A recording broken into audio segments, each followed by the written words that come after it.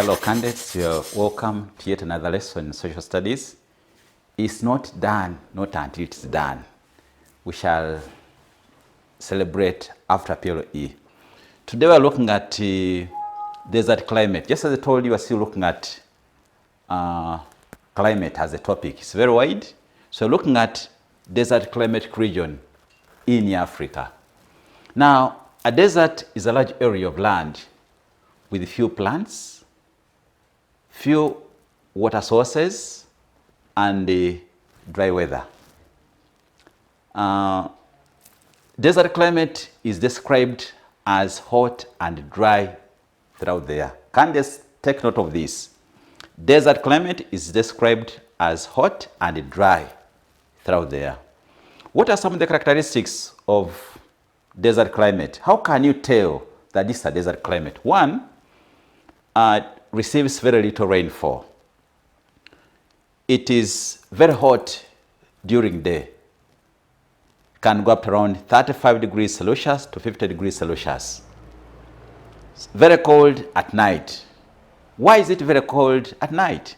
The sky is always clear at night. That's why it's very cold. Very funny situation.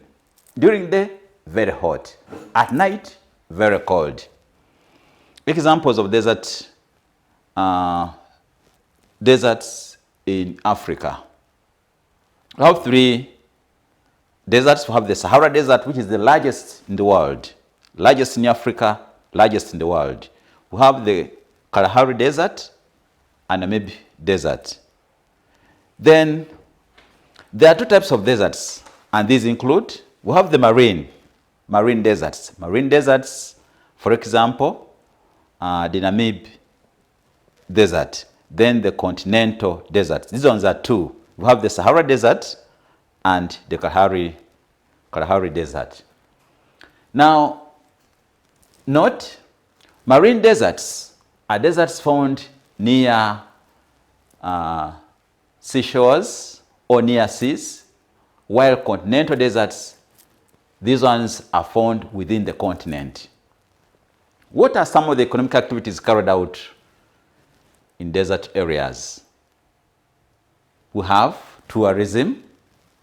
Many people go to desert areas to enjoy that hot climate, that experience in desert areas. There's tourism. They go there to look at basically the climate, but also there are sand dunes, there are oases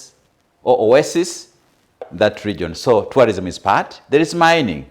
There's a lot of crude oil mining, more especially in northern part of Africa, Libya, Algeria, those areas. There is industrialization. There is irrigation farming. This is a dry area. These people cannot depend on rainwater. So they supply water in the gardens so that they can get food. And they get a lot of food, simply because even Egypt, countries like Egypt, they can even afford to export rice to Uganda, and yet it's a desert. So there is irrigation farming. Animals kept in deserts. We have the camels. These ones are basically reared for transport. There is sheep, we have the goats, then the cattle. These are the major animals reared in that area.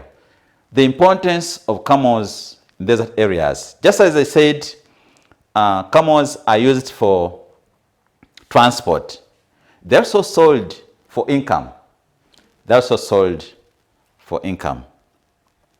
Factors that favors the camels in deserts. One, they have strong eyelids that protect them from sun rays, sand or dust. They have large flat hooves that protect them from sinking in the sand. When they are moving, the hooves are large, so they cannot sink in the sand. You know, these desert areas, they have the sand dunes, so the large hooves protect them. Then they also have fat humps that give them energy and stores for them water as well. Countries of Africa that are found in deserts include Libya,